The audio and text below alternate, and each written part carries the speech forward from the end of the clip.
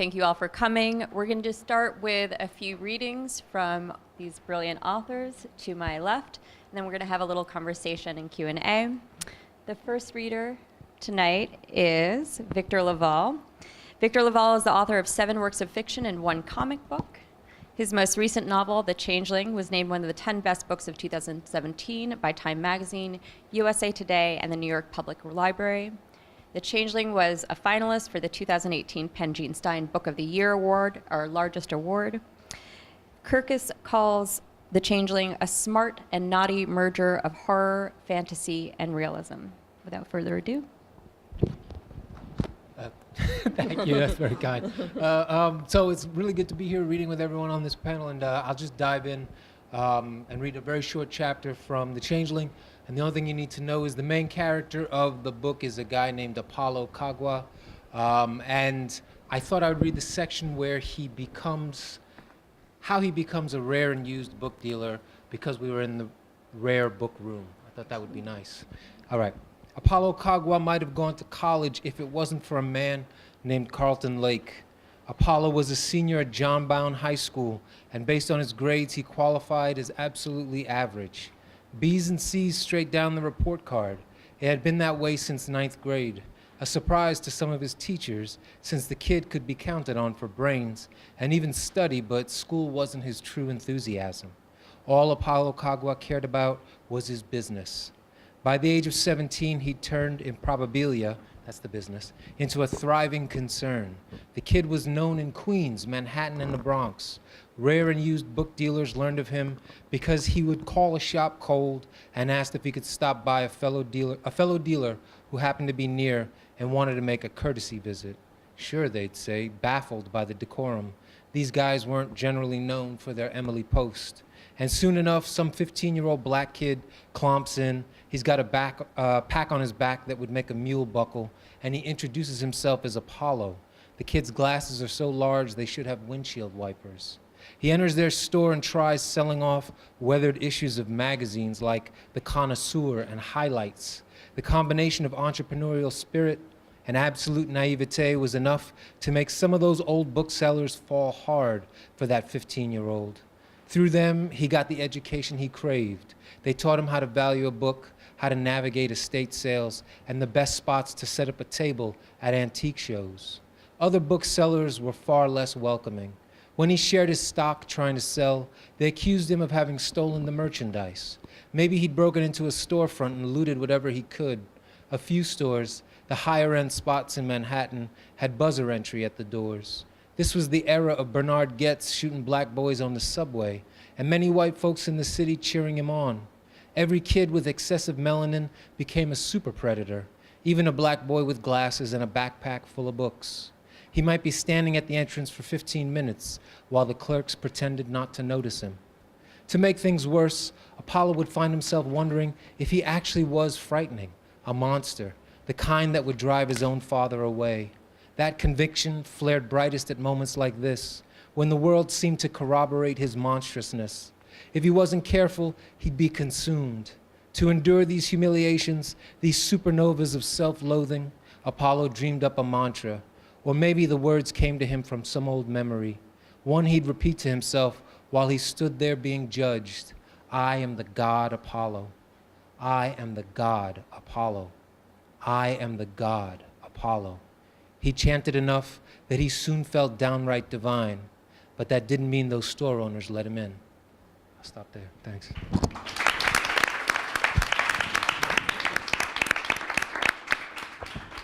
Thank you, Victor. Next up, we have Hanna Asadi, who holds an MFA in fiction from Columbia. Her novel, Sonora, received the Rosenthal Family Foundation Award in Literature from the American Academy of Arts and Letters and was a finalist for the 2018 Penn Bingham Prize for Debut Fiction. The New Orleans Review writes, like liquid across the page, Asadi's writing is comparable to an abstract painting with no hard lines or edges, just strokes and strokes of watercolor.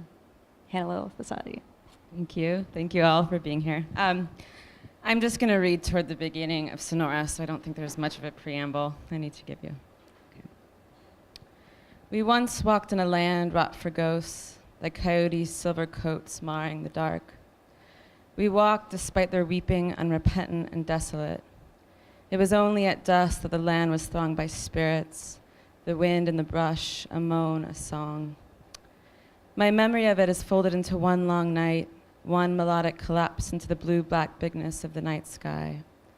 From the canal, we returned home, my father and I, saying nothing, through a brief and feral silence until streetlight. It was August when we first arrived, the month of monsoons. Every day, my father and I walked through the desert to and from the elementary school.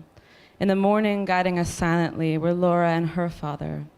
Though we never spoke, it was established that we followed the path they had carved before we ever arrived. They never seemed to notice our following them. They never turned around.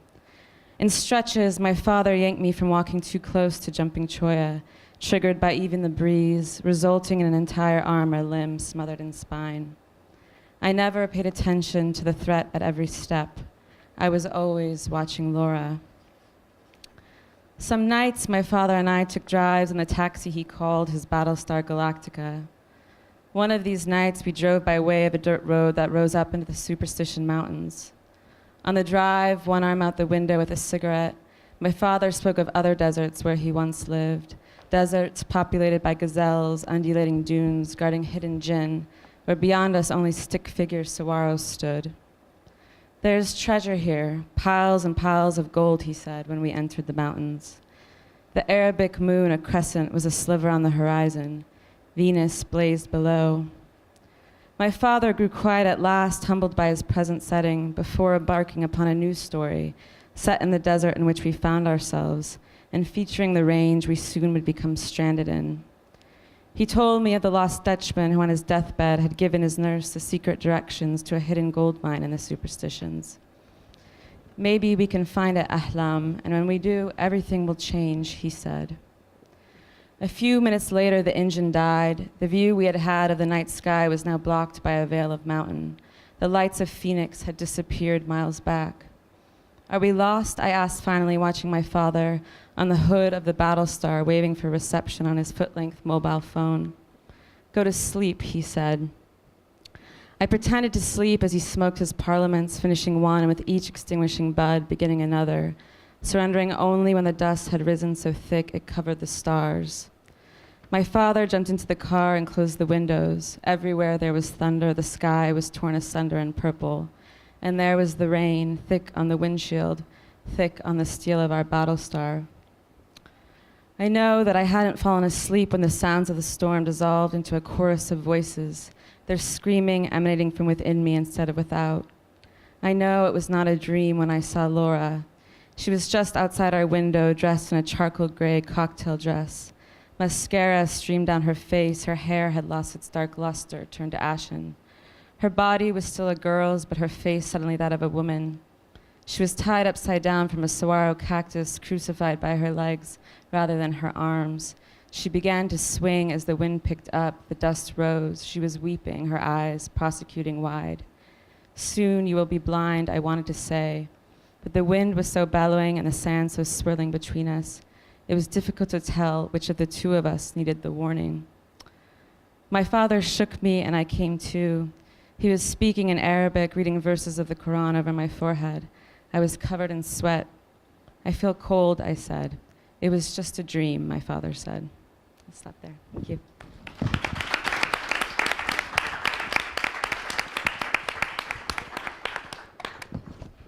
Next up, we're very pleased to have Hari Kunzru.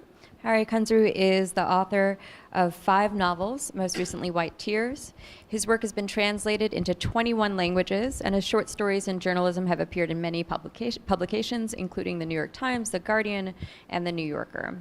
Hari's White Tears has been called a moody, threatening, and profoundly dark book by the Huffington Post and was a finalist for the 2018 Penn Genestein Book of the Year Award. Thank you, Hari. Thank you, Naji. Well, I'll keep it simple as well and read from the very beginning of this novel so I don't have to give any context at all. That summer, I'd ride my bike over the bridge, lock it up in front of one of the bars on Orchard Street and drift through the city on foot, recording people and places, sidewalk smokers, lovers' quarrels, drug deals. I wanted to store the world and play it back just as I'd found it, without change or addition. I collected audio of thunderstorms, music coming out of cars, the subway trains rumbling underfoot. It was all reality, a quality I'd lately begun to crave, as if I were deficient in some necessary vitamin or mineral. I had a binaural setup, 2 little mics in my ears that looked like headphones, a portable recorder clipped to my belt under my shirt. It was discreet, no one ever noticed. I could roam where I liked and then ride home and listen back through Carter's $1,000 headphones. A portable recorder, Carter's $1,000 headphones at the studio. There were always phenomena I hadn't registered, pockets of sound I'd moved through without knowing. Every sound wave has a physiological effect, every vibration. I once heard a field recording of a woman sitting on a porch. You could hear her foot tapping, keeping time. You could hear the creak of her rocking chair, the crickets in the trees. You could tell it was evening because of the crickets. I felt I was slipping, that if I wasn't careful, I'd lose my grip on the present and find myself back there, 70 or 80 years in the past. The rough board floor, the overhang of the roof, her voice traveling through the moist, heavy air to the diaphragm of the microphone, its sound converted into electrical energy, frozen. Then the whole process reversed, electricity moving a speaker cone, sound spilling into my ears and connecting me to that long ago time and place. I could feel it flow, that voice, inhabiting the cavities of my body, displacing the present like water filling a cistern. I heard Charlie Shaw on one of those recording walks. It was evening. I don't remember why I'd gone out. Perhaps I couldn't sleep. That happened. Perhaps I just needed to be outside or spend some time on my own. I often felt claustrophobic after long sessions. We could spend 12 hours in the studio without coming up for air. It was hot, the stifling New York heat that empties the city on July and August weekends. My shirt was clinging to my back. Passers-by were sheened in sweat, everyone desperate for the weather to break. I was recording by the chess tables in Washington Square. The guy called PJ, evidently the home favorite, was playing another man whose name I didn't catch. They'd drawn a little crowd. There was money on the table. A bottle was being passed round. PJ was one of the hustlers who sit at those tables day in, day out, playing all comers for $10 a time. He was a flabby white man in his 50s or 60s, with thick glasses and several plastic bags of nameless crap stashed under the bench. The other player was skinny and black, hard to say how old because his face was hidden under a baseball cap. He wore a clean white undershirt and baggy blue jeans. His bare arms were painfully thin, like 2 twists of fuse wire. This man was taking his time over his moves, enough for some of the onlookers to be muttering and telling him to make up his mind. He ignored them. Unlike PJ, who was chatting to his buddies, he kept his head down and seemed absorbed in the game. He was a good player. Then soon he forced PJ to give up a knight, then his queen. "There goes my rent money," said PJ to anyone who'd listen. He was stuck on the phrase, repeating it until it became a tick, each bad move. "There goes my rent money. There it goes." Something about the stranger was making the spectators nervous too. He'd reach over the table, settle his long fingers on a piece, move it, and then suddenly bring his palm slapping down on the clock. Each time he did it, an audible flinch traveled through the crowd, coughing, keys fondled in pockets. He was killing PJ, showing no mercy, and they didn't like it. "Mate in 2, said the thin man, almost under his breath. Around the board, people fell silent. PJ nodded glumly and knocked down his king with a forefinger. "Shoot," he said, "now what am I going to do?" As his friends gathered round to commiserate, the stranger counted his winnings, a wad of small bills. I was already turning away when I heard him sing. It was a blues, just a line. "Believe I buy a graveyard of my own," he sang. Then he repeated it. "Believe I buy me a graveyard of my own." On the audio, I can hear the change in the position of my head, the mics over each ear picking up a slightly different range as I swing round to listen. I don't know how to explain what happens next. My memory is clear. There was a skater, a girl. You can hear the rumble of a deck, but it's in the background. I distinctly remember turning to watch her. I saw long black hair, tattooed sleeves, a nice ass, and cutoffs weaving between dog walkers. Now, how would I know that if I hadn't turned? But the audio shows I didn't. The singer remains in the same spot.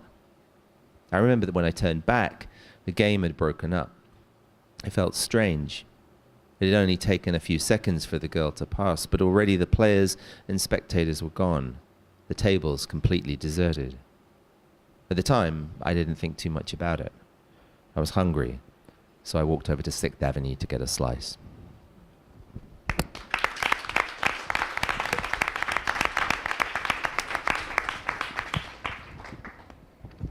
Kind of feel like I should pause between each one so you can really absorb these, but alas. Our final reader tonight is Nicole Sealy. She's the author of Ordinary Beast, a finalist for the 2018 Penn Open Book Award. Nicole holds an MLA in Africana Studies from the University of South Florida and an MFA in Creative Writing from New York University, and is the ED, Executive Director of Cafe Conum. The Indiana Review calls her work playful, tender, and razor sharp. Nicole. Thank you. Thank you. Can you hear me? Okay. Thank you, Penn, for having me. Clarice, Lily, thank you so much. Thank you all for being here. Just 3 poems, and then, because I don't want to be that person that goes over, so I'll just dive into. We'll take one more if you want to give us. Hysterical strength. When I hear news of a hitchhiker struck by lightning yet living, or a child lifting a 2-ton sedan to free his father pinned underneath, or a camper fighting off a grizzly with her bare hands until someone, a hunter perhaps, can shoot it dead, my thoughts turn to Black people, the hysterical strength we must possess to survive our very existence, which I fear many believe is and treat as itself a freak occurrence. This next poem was inspired by a work of art by Thomas Hirschhorn, and it's 8 mannequins wrapped in brown duct tape and lifted up onto a wooden structure. And the form is of my own making. The 3rd and 4th stanzas are the reverse of the 1st and 2nd, and it ends with a thesis question. It's called Candelabra with Heads. Had I not brought with me my mind as it has been made, this thing, this brood of mannequins, cocooned and mounted on a wooden scaffold, might be 8 infants swaddled and sleeping, might be 8 fleshy fingers on one hand, might be a family tree with 8 pictured frames. Such treaties occur in the brain. Can you see them hanging? Their shadow is a crowd stripping the tree of souvenirs. Skin shrinks and splits. The bodies weep fat the color of yolk. Can you smell them burning? Their perfume climbing as wisteria would a trellis. As wisteria would a trellis burning, their perfume climbing, fat the color of yolk, can you smell them? Skin shrinks and splits, the bodies weep. Is a crowd stripping the tree of souvenirs. Can you see them hanging? Their shadow frames. Such treaties occur in the brain. Might be a family tree with 8 pictured. Might be 8 fleshy fingers on one hand. Might be 8 infants swaddled and sleeping and mounted on a wooden scaffold. This brood of mannequins, cocooned as it has been made, this thing. Had I not brought with me my mind, who can see this and not see lynchings? And my final poem is titled In Defense of Candelabra with Heads. So I wrote this poem. The last poem that I read in my chapbook, The Animal After Whom Other Animals Are Named, I extracted the last line, that thesis question, who can see this and not see lynchings, at the suggestion of editors who I adore. But in the full length, I decided to include it because I thought it necessary. So this next poem is my defense of that movement. What else do you need to know? The animal refers to the chapbook, and that's it. In defense of candelabra with heads. If you've read the candelabra with heads that appears in this collection and the one in the animal, thank you. The original, the one included here, is an example, I'm told, of a poem that can speak for itself but loses faith in its ability to do so by ending with a thesis question. Yeats said a poem should click shut like a well-made box. I don't disagree. I ask, who can see this and not see lynchings, not because I don't trust you, dear reader, or my own abilities. I ask because the imagination would have us believe, much like faith, the original candelabra lacks in things unseen. You should know that human limbs burn like branches and branches like human limbs. Only after man began hanging man from trees, then setting him on fire, which would jump from limb to branch like a bastard species of bird, did we come to know such things. 100 years from now, October 9, 2116, 8:18 p.m., when all but the lucky are good and dead, may someone happen upon the question in question. May that lucky someone be black and so far removed from the verb lynch that she be dumbfounded by its meaning. May she then call up Hirshhorn's candelabra with heads. May her imagination, not her memory, run wild.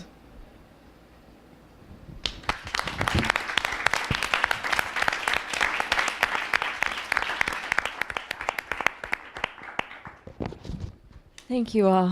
I'm just going to do a quick survey of the crowd. How many of you have read one of these books before? That's a really large number. That's great. How many of you have read 2 of these books before? That's also a good show because I get to introduce you to a bunch of other books. That's excellent. I think there's a lot to cover today. We have 4 really brilliant books here, all very, very different. But I'm just going to sort of riff a little bit off of Nicole's last poem and the idea of a thesis question or a thesis for those of you who are not as familiar with other books or that you haven't read. And I'd just like to ask if that's something you all consider when starting these books in particular. Did you start? What was the impetus? Was there a thesis question, a thesis statement? Was there an urge? What sort of led you to the books that we're discussing today? Hari. Might as well break the ice. I suppose I don't think you'd need to write a book if you could pose the question in a simple way or pose.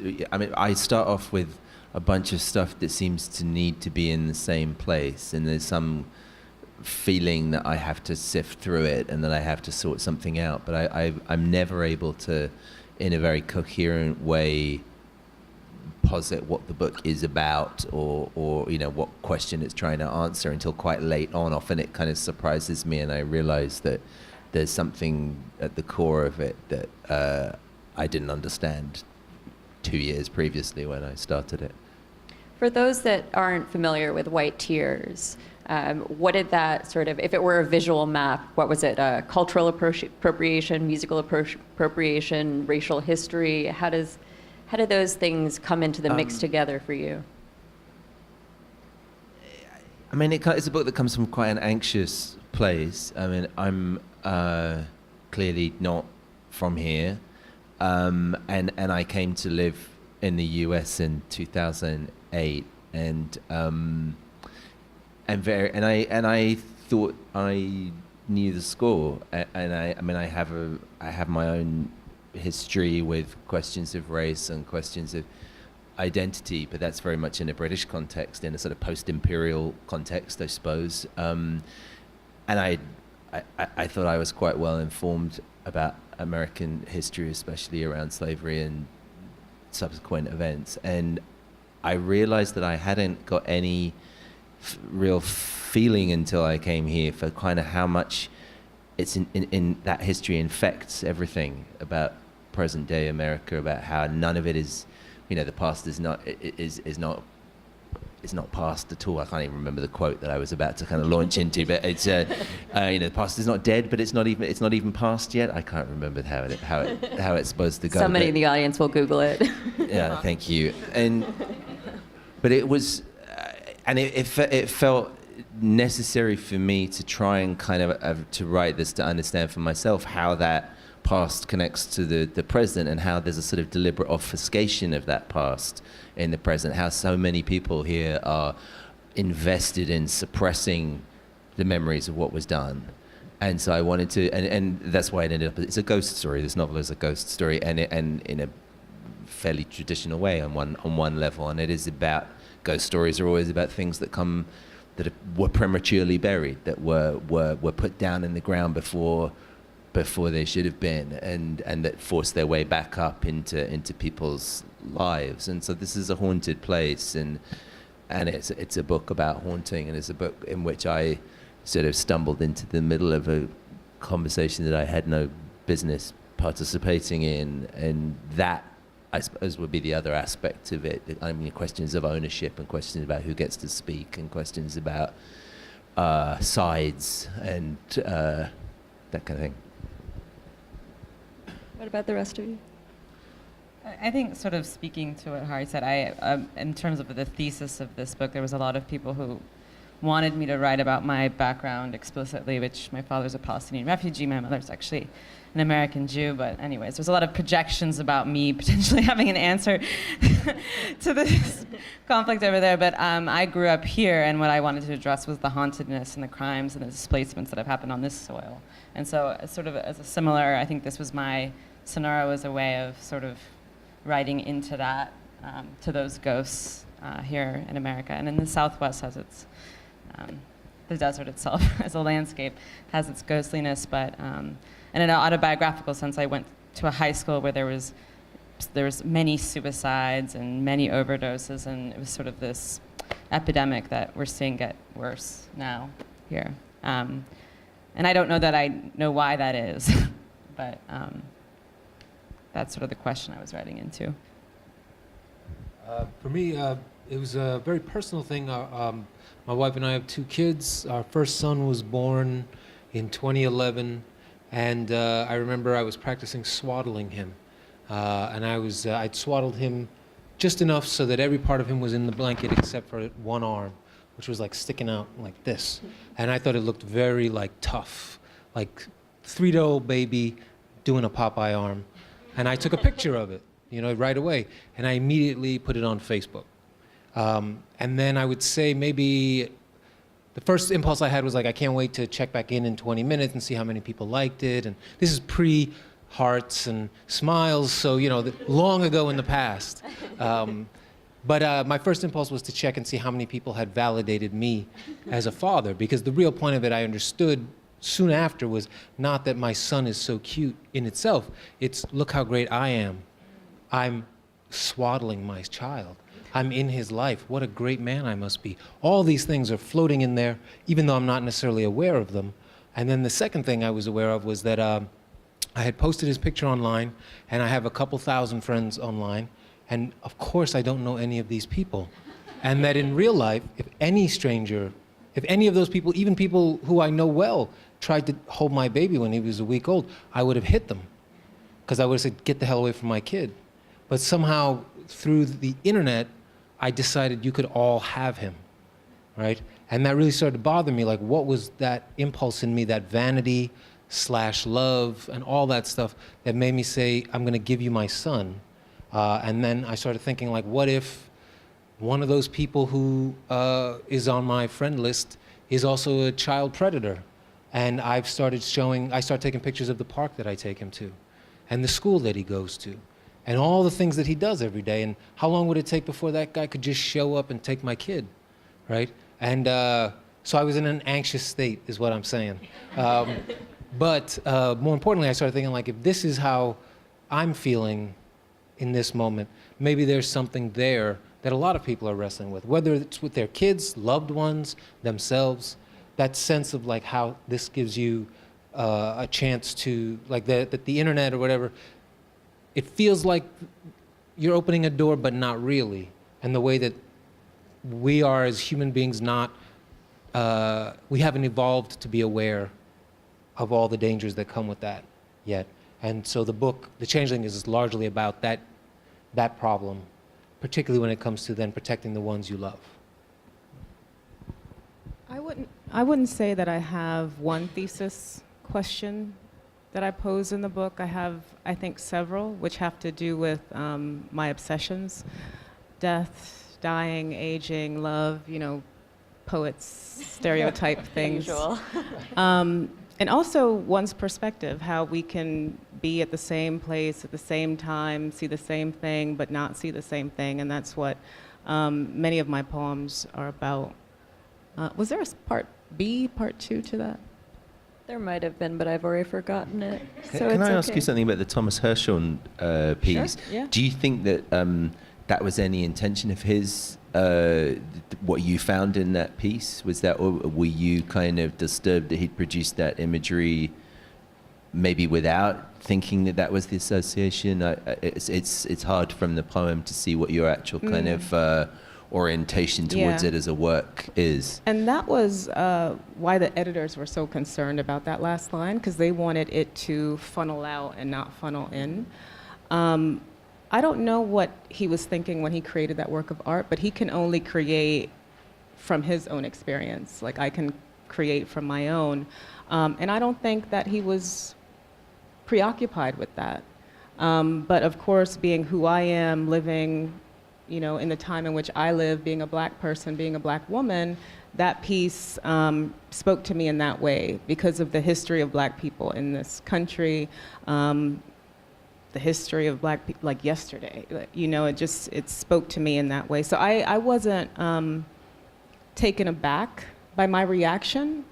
Had I had another reaction, maybe I would have been taken aback later, like, oh, I can't believe I didn't see this in this thing, given my history.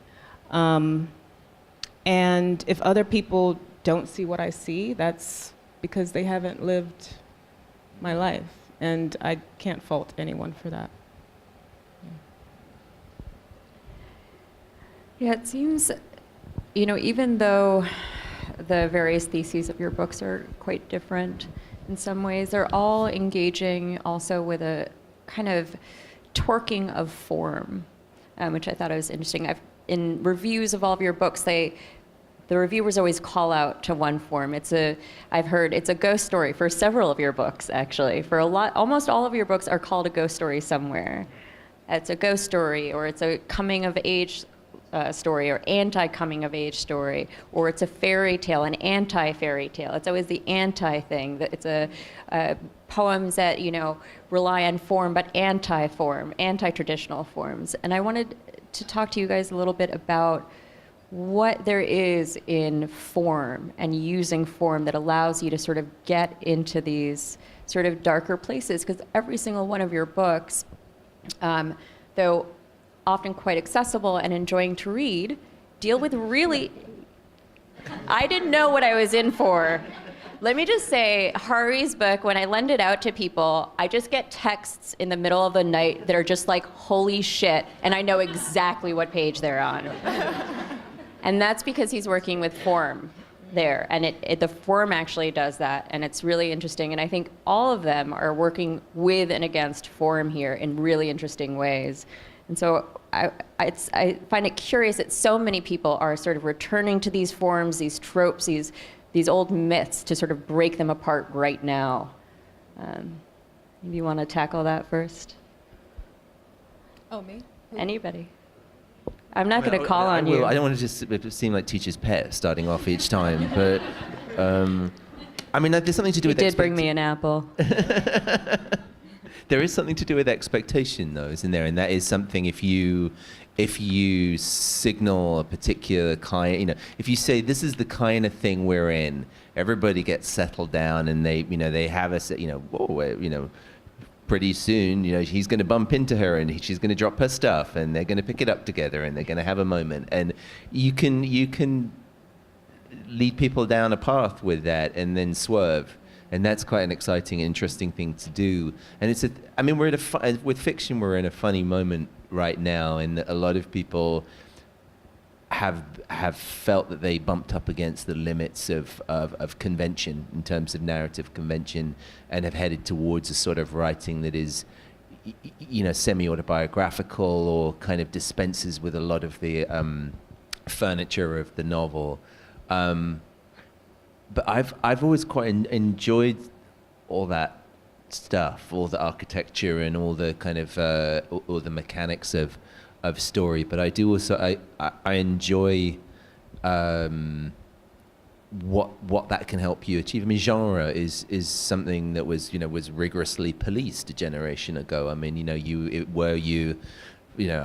trying to be a literary writer and you were foolish enough to include something that smacked of genre, you would be, critically mauled. But now, I think, I'm people my sort of age, and I think younger have always quite naturally crossed boundaries like that. So people have, let's say, intellectual ambitions for what they want to do, but at the same time are perfectly happy taking tools from wherever they find them.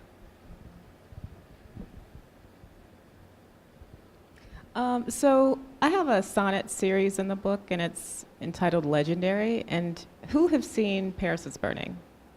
Yes? Okay, great. So it's a sonnet series in the voices of some of the personalities from Paris is Burning, like Pepper LaBeija and Venus Extravaganza. And they're sonnets, like it's the most, what some would call heightened, form in poetry.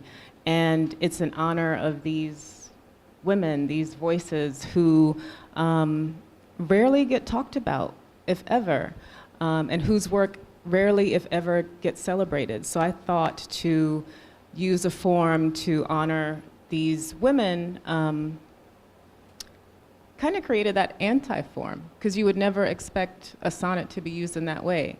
It's not to a beloved, the speaker isn't talking to a beloved, it's talking about race and racism, about inequity, about oppression. And so, yeah, I think it was a conscious decision to write these poems in a form that I think Western tradition that puts them in conversation with Western tradition, with poetics, Western tradition poetics. To that end, for this book in particular, I was very consciously playing with fairy tales, but as reading about fairy tales, trying to play with what we broadly say, right, is like there's the old kind of fairy tales that are the really horrifying, children die all the time, all that kind of stuff. They don't actually make any sense in any logical, plotted way. People just show up on islands. There's a harp inside the cave in the island, and then there's a dog, and the dog spits up a horn, and then and blah, blah, blah. But somehow, if the really good ones, you still can understand how or why you move through many of the steps that you do. And I was interested in that old way. And then the new form of fairy tales, right, which was with the rise of like the merchant class in Europe, where they're coming out of the rise of the merchant class. They're trying to become people who understand the manners of the wealthy and of royalty, and they have to teach their kids how to act, right? You can't act like those old ways. We have to act like these new ways so that we can fit in, because now we have money. And the way that they figured out to do that was now fairy tales would have morals, and they would teach you, always be fair, always do this, daughters never this, a lot of them. Daughters no longer do this, right? You've got to be a good girl, and blah, blah, blah, all that stuff. But that's all because they were trying to teach their generation of children how to become middle class so that they could stay middle class, And I was interested in that idea of like, how do you blend the two of those things together and then add in there just what felt like very contemporary ways of sort of teaching lessons or not teaching lessons. And what I found was kind of fun was some people are deeply invested in the fairy tales, the old style of fairy tales, the very dreamlike ones, and some other people are very invested in the very modern kind of fairy tale that is like maybe more recently like Disney cartoons and that kind of thing. And both of them can become very upset if you don't do the thing that they are invested in. But what I found is if you don't do the thing you're invested in, they're invested in, but you give them something else, as opposed to just saying, oh, my whole project was to just not give you anything, right? Like, no, then what was the point of reading your book? But if you say instead, like, I know you expected this, but instead you're going to get this, there can be a lot of power that's almost like released in that surprise that people have. To Hari's point earlier, I guess, the surprise actually makes people become more invested in some third form of fairy tale telling, right? And that was very exciting to do. Yeah, I think for me, the only thing I was conscious of formally or being innovative, I don't know how to say this, was the way that the structure is functioning in this book, which sort of the months keep repeating themselves over and over again as chapter titles. And that was hopefully just to reflect the way the two main characters sort of inherit this sort of generational trauma and believe that these like curses are really at work in this book. And so I just wanted to give the book a sense of like recursiveness, that time isn't moving forward, but kind of moving back. And I don't know if I achieved that. Some reviewers think that's so. But that was the only thing that I think was like consciously deploying here as a formal tactic. Yeah, I mean, I think what I'm hearing from all of you, whether you're saying it explicitly or not, is that all of these forms are in themselves a little bit political too, and that what people expect from them is based on a sort of possibly not shared, but assumed to be shared cultural memory. And it also seems like in all of your books, one of the things that you're wrestling with, exploring, is the idea of memory, both individual memory and shared memory, and who gets to have control over cultural memory or familial legacies or memories, how that is passed down, whether you believe in intergenerational pain or not, or intergenerational memory and cultural memory. And I wondered if you could talk a little bit more about how each of your projects approaches memory and myth making. I swear I gave them the questions ahead of time. I don't know what this is.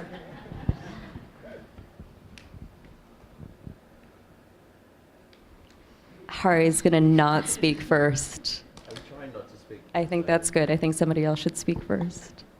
Sorry. Well, I'll jump in then. I have one thing that I did. I had the Apollo character has a recurring dream of his that begins as a dream, and then as the novel goes on and as he moves farther into this sort of the fairy tale logic and the idea of like unlocking truths behind truth, the dream starts to waver and becomes a memory, and then even the memory isn't quite right, and instead he has to appeal to his mother to tell him.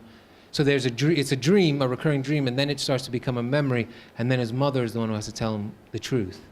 And I did like the idea of sort of saying that the dream in many ways was like the thing that determined a lot of the choices in his life of how he decided to become the person he would become, but that by the end of the book you would realize that he was wrong about everything in the dream, and like all his choices were based not on like a dream that he really remembered, but more like the dream he needed in order to save himself from the things that were terrible for him, and to dig at that idea that maybe sometimes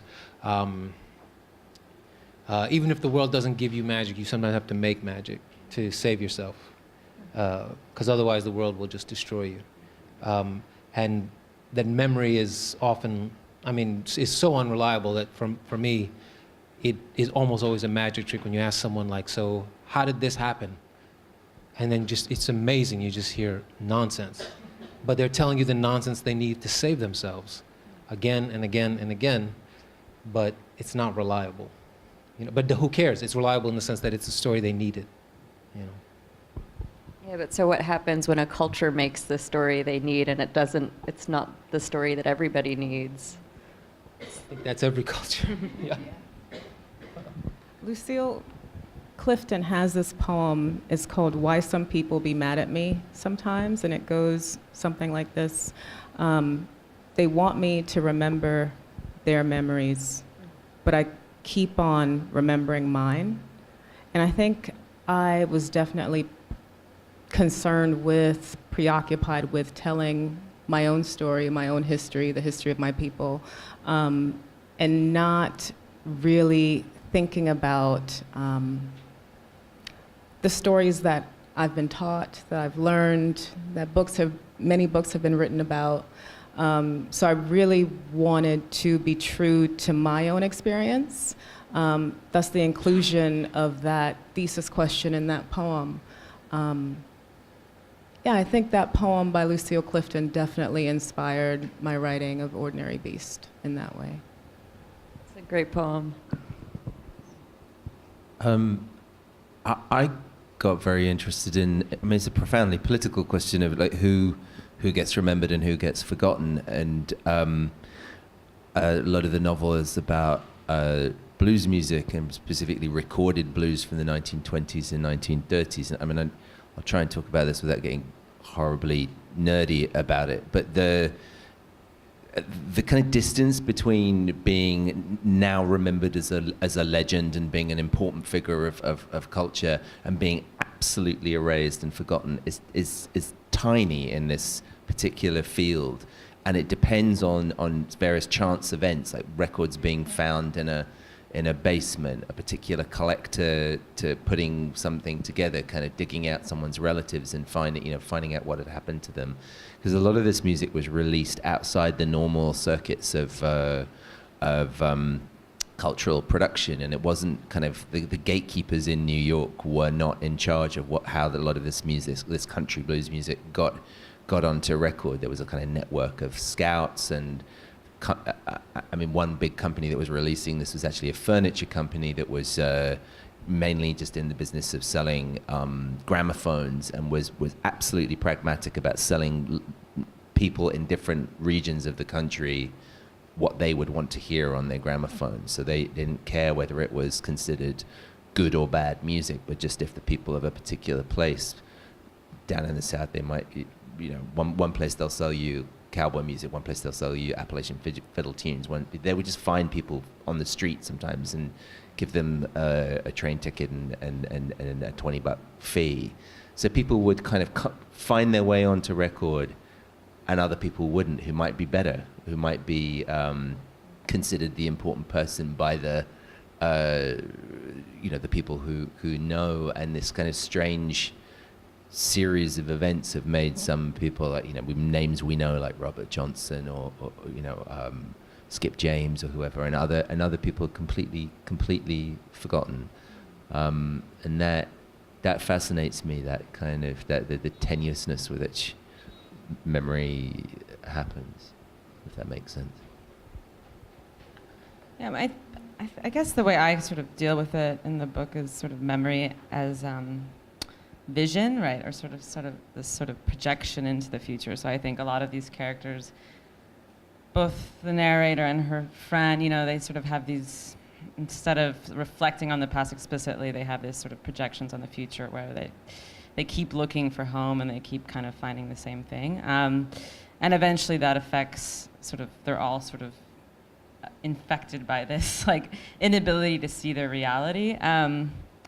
So I don't know, I guess it's the way that memory sort of affects also the way we are able to see where we are. And I guess that's a good segue into where we are. So all of you, of course, these books have now been out for about a year or so. You wrote them many years ago. They went through a long and tortuous publication process, and now you're here in a different administration. So you all wrote these horror stories in the middle of the Obama administration in obviously never a perfect world. But now we are here, and if any of you have listened to the news all day long, it's very hard to keep it outside of the conversations, especially since so much of what all four of you deal with is myth-making, American myth-making specifically. In your own ways, some more subtle than others. And I was wondering, right now, as a writer, how do you see yourselves as part of the cultural conversation? What is the role of the writer as citizen now? And how does it feel to you in your own bodies differently than when you were writing these books? Or does it? I think that has a lot to do with the writer's own personal obsessions. Like one of my obsessions is just equity. And so I'm obsessed with equity, writing about it, thinking about it. The role of an artist, I'm not sure if there's an answer to that. I think the artist should do what she feels like doing at all times, being true to herself and her vision as an artist. And I think that's the most political thing to do as an artist, to live in an anti-art society, still making the art that you believe in.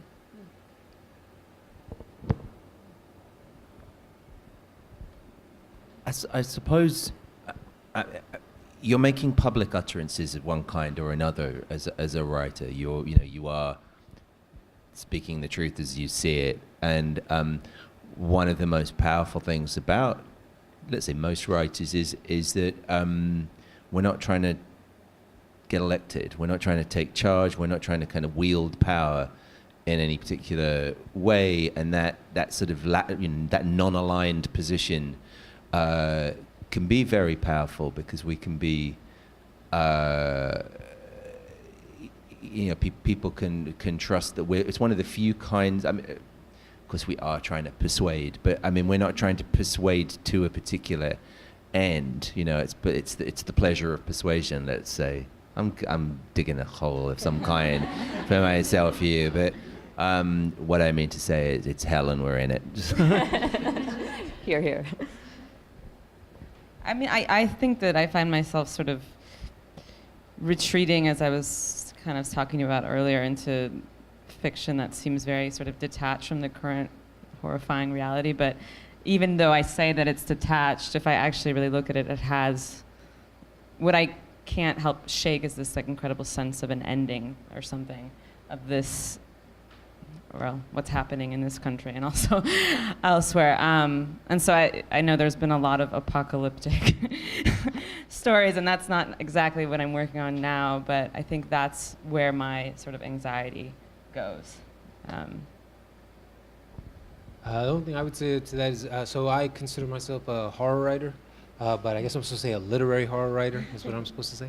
But the thing that I take note of as a lifelong horror lover, reader of horror literature, horror films, horror always does its best stuff under conservative administrations. It does. Reagan, Bush 1, Bush 2, and now Trump. Always, if you go back and look at all the books and movies, if you enjoy horror in any way, none of them were produced under Carter, Obama, nothing. Oh, I mean, Get Out is probably the great Obama era horror story, and it has a happy ending, right? And he switched it at the end, right? The other ending, isn't it? That's right. The other ending was so grim that he said, like, it's just too negative, because it was, I don't want to ruin anybody, but it was going to go a really bad way at the end if you haven't seen that movie. And he said, like, the spirit of this time, it shouldn't do that. We want to see this dude survive this thing. And if that movie came out this year, it would feel like, what? That's it? His buddy? Get out of here, or whatever. And I feel like, so for instance, the movie that I just saw, this movie Hereditary, right? And for whatever the movie is, right, it's a fun movie, but it is just relentlessly grim. And I mean, like, to say that the happy ending is only a few people are beheaded. Only, not all the people are beheaded, is the closest it comes to a happy ending. And I really, I got to the end of it, whatever I felt about it, some good, some bad, whatever, I still felt like, oh yeah, this is the right movie now, because it's super grim. And so I feel so excited about what is going to be produced now, because it's going to be so honest to this time, even more so when it's not explicitly about this time. I love that. And on that upbeat note, can we just give a round of applause for them once more? for being so generous with their time and their words. And we have a few minutes for audience questions now. If anybody has any, there's a microphone. So there's somebody coming now. Oh. Or maybe not.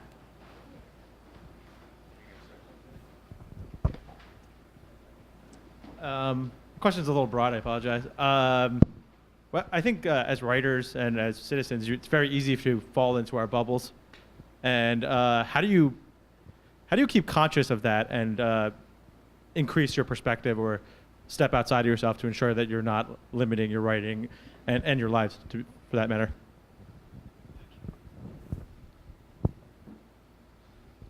I don't want to come off as like hostile or anything, but I'm very suspicious of that way of thinking because we're constantly told, oh well, we're in our bubble, coastal elites, whatever it is, and that there's this other perspective that we ought to be taking into consideration in some way. That in some way, your own experience is not enough of a is not enough of a kind of North Star. And I think one of the most useful things we can do now is a kind of gut check to say, no, this is happening. This is what I'm feeling, and what I'm feeling is valid. I don't have to double check this with somebody, 100 miles away, or I'm very worried about the both sidesism of public conversation now, which seems to drain away what I see as a completely justified rage at the situation that we're in, and so I'm digging deeper into my burrow, I suppose, is what I'm saying to you. Anyone else?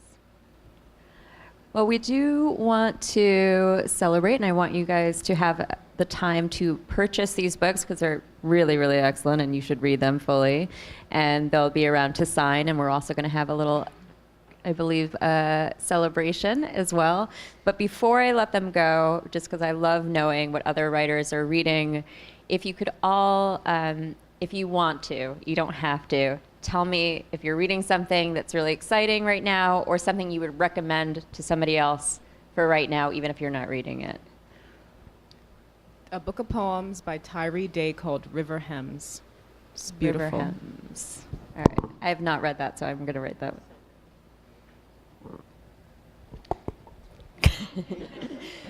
I haven't been reading very much because I've been editing something that I'm working on, but I just read Maggie. She just finished. Sorry.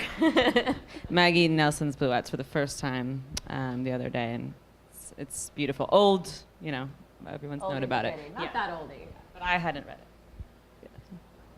This is going to be a little bit of a cheat, but recently my wife reread Disgrace, Coetzee, and she wanted me to read it so we could talk about it together.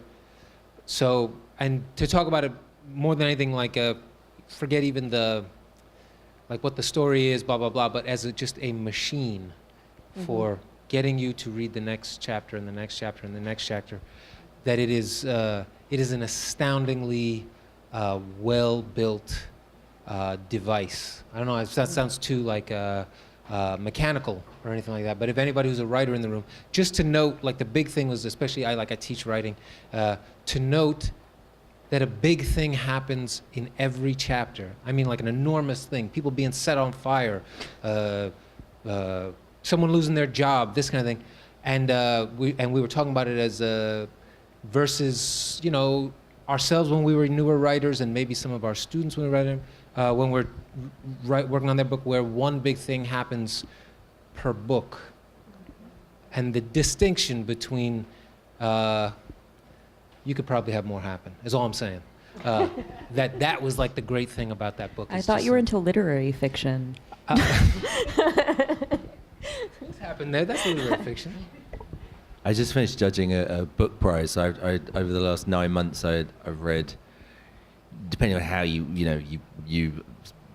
conceptualize read, somewhere between 80 and 110 novels in translation, some of which were good, but I am now in a kind of indulgent phase of reading weird little bits of non-fiction and genre fiction and things that I haven't been able to do for ages. So I just read, I'm not sure I would recommend it, but I just read this really strange diary kept by a Hungarian spa doctor in before the First World War. And he's 25 and he's secretly like terribly addicted to morphine and is attempting to sleep with as many of his patients as he possibly can, and is like, you see him kind of running off the rails completely. I mean, you find this. I can't tell if you're messing with me or not.